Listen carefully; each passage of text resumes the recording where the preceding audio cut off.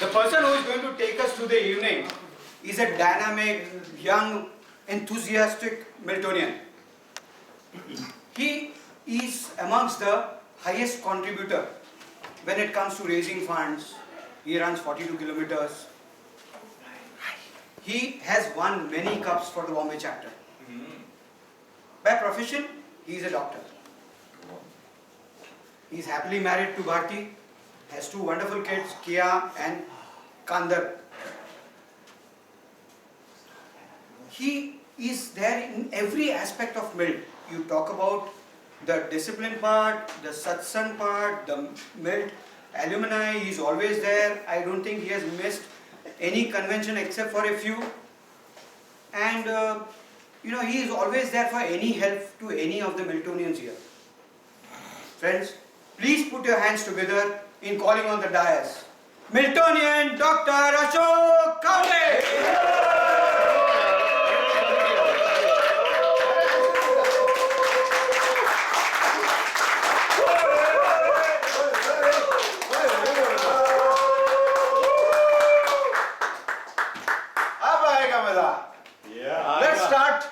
Let's start with a game, okay? This game is simple. I'll give you the answer. I'll ask you questions, two questions only. I'll give you the answers also, okay? The first question is, how is the Josh? Hey, sir. Oh, sorry, Aparesh ko kahan gaye? Humne sir nahi bola. Mere ko kya? You say, high five. What will you do? High five. High five. Haath mein hilna hai. High five. Let's do. How is the Josh? High five. And the second question is going to be, how is your life? And you say, IKIGAI. I will ask you, how is your life? And you say, IKIGAI. IKIGAI. IKIGAI. IKIGAI. IKIGAI. Okay? So let's see. Friends, how is your life? Hey, what did you say? IKIGAI. I said IKIGAI. I said IKIGAI. Yes. Okay. How is your Josh? How is your life? IKIGAI. Okay. बीच में पूछूंगा, देखता हूँ कौन जागता है, कौन सो गया है. So IKIGAI, that brings us to the central theme that I have selected for our central theme that I have selected is Japanese, so I need concentration. So this is IKIGAI, the central theme I have selected for today. It's very interesting, so give me all your attention. Iki means life, and Gai, it means a purpose, a value, something worthwhile. In short, IKIGAI means a reason for being. After all, we know, first you have to be, then do, and then only you can have all the things that you want. Okay? So, is the reason for being, or is living a purposeful life in center. And IKIGAI, in nutshell, means your purpose in life. In Japan, they have found out that there is a place at the southern end which is known as Okinawa. And in Okinawa, they have found the largest concentration of centenarians. And naturally, people were interested to know what is it that gives them such long, healthy and happy life. So they investigated and they found that most of the Okinawans, they had IKIGAI. They had a purpose in their life. They had a reason for living. But I'm giving you something which the Okinawans don't know.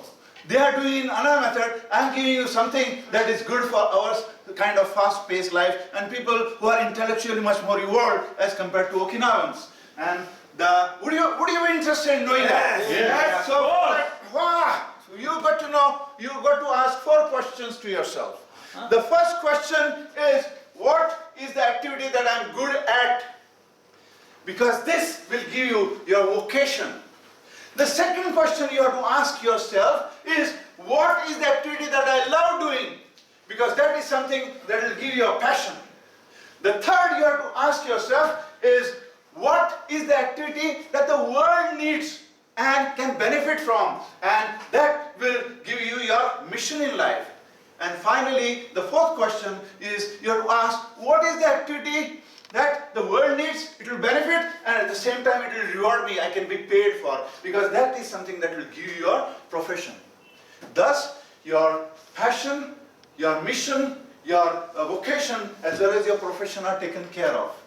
To make the thing simple, I'll explain, all of us know our mentor, Aparesh.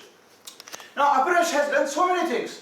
In his adolescence, he was so, he was a wonderful football player. He is even today passionately involved in, knowing what's happening in the football world. He sees the football World Cup matches, etc. Then he went to sales and marketing, and then he went to university as a teacher, and then advertising club, and everywhere he was touching the peak.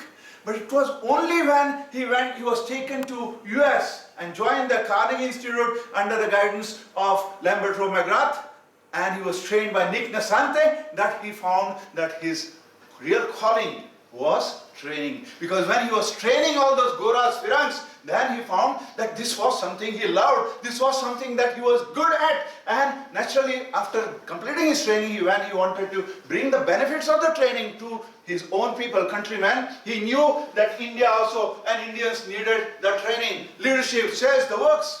He came over here, and naturally when a good trainer, a person who has been crowned as the outstanding trainer in the world, he comes and does the training, then even government of India pays in advance. That is a record created only by Aparesh. That is, he used to collect check from the government of India, which has never happened earlier.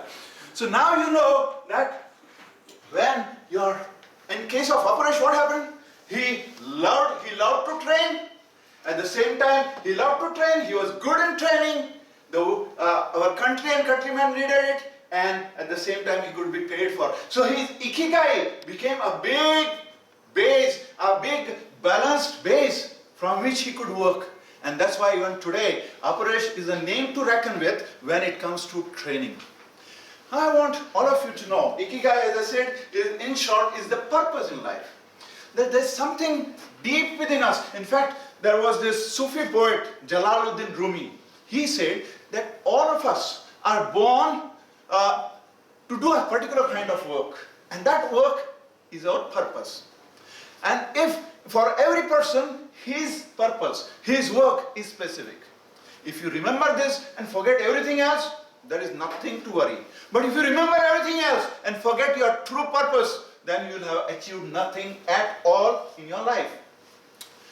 In fact, Aparesh has said this so many times, that there is something deep within yourself that hungers for self-expression, that hungers for fulfillment, and that is our true purpose.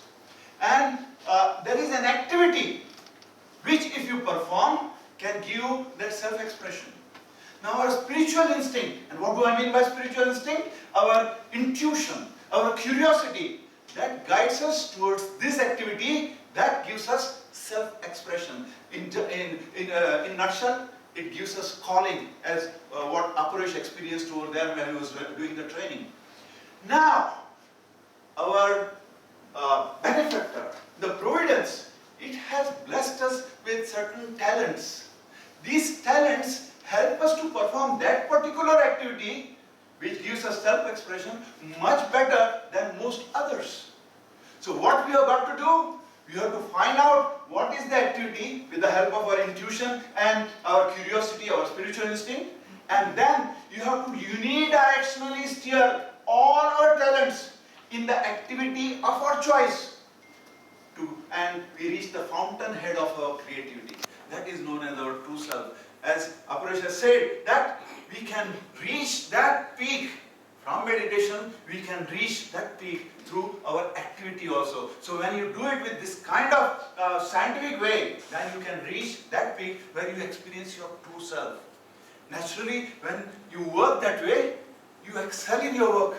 And people will come after you, they want more of it. You'll excel in it. Doesn't matter some others call you names, no problem. But here we have got to pay attention to one more thing, and that is we have got to make certain that we cultivate our spiritual conscience, because spiritual conscience will ensure that we give importance to both ethics, that is, we give importance to means as well as end, because you can never achieve good end by following bad means. At the same time, spiritual conscience also makes certain that so many times your passion gets converted to compassion. And that is what happened in our mentor's case. Initially he was training, And suddenly then Xavier Drago of Mumbai, he requested him to go to that orphanage and for his mentally retarded cousins, and their Aparesh was he was exposed to something else. He sat and cried when he saw all those children eating porridge from their hands. And what happened was his passion was converted to compassion. And very soon, Premanjali started in Bangalore. Then came Snehalaya 1, 2, 3, and today we have 6 Snehalayas all over India. Besides the MILT primary, charitable primary school, MILT residential school, so many MILT clinics were there, pathological laboratory was there, so many things happened. Because the passion was transformed into compassion. Now friends, this I have told you, but the Okinawans, they do not know about this. This is especially for you. The Okinawans, our president bought a book on Ikigai. It's written by 2 people, Hector Garcia and Francis Morales. And they did a detailed research on Okinawans. What is it that keeps them alive way beyond 100 and they are active and happy? And they found that it was 10 things. And I would love to share those 10 things. Would you like to listen? And that is over. 10 qualities. And these 10 qualities are, number 1 is they are very active. They work in fields, they work in gardens. Number 2, they are never in rush, never in hurry. It's always slow, deliberate action, but with total mindfulness. They are in action of the moment. Number 3, they believe in harahaki bu. That is, they keep the stomach 20% empty, only 80% full. Number 4 is they cultivate friendships. From the time the children of Okinawa, they are 4 or 5 years, their parents form them into groups. And these groups keep together. They are not relations, but they keep together till the time they are 90, 100. So some of the groups are going on for 90 plus years. Just imagine. This connectedness also gives them a purpose in life. Number 5 is they smile. To smile, you require 17 muscles. To frown, you require 46 muscles. So it's easy to smile. We know it. That's why you smile so often. Number 6 is their healthy diet. This rich in tofu, they eat a bitter melon. Besides green tea, they have a fruit which is known as shikuwasa, which is a high dose of antioxidants. Besides this, they also take once in a while red wine which has antioxidants. Number 7 is they have an attitude of gratitude. And then number 8 is they are in close touch with the nature. Number 9 is mindfulness, because their actions are slow, they are in action of the moment. And lastly, number 10, they find with all this, they identify their purpose in life, the reason for being. And once they have identified it, they embrace it. And this is the way, this is the, there's a book, IKIGAI book, it says, is the Japanese secret of long, healthy, happy living. This is that secret, friends. In fact, Howard W. Thurman, he said that you must ask yourself that what is it that makes you alive and kicking, and go and do that activity. Don't ask the world what the world needs, because what the world needs is people who have come alive. This is known as true living, friends, and this is all I wanted to share in the given time. Thank you so much.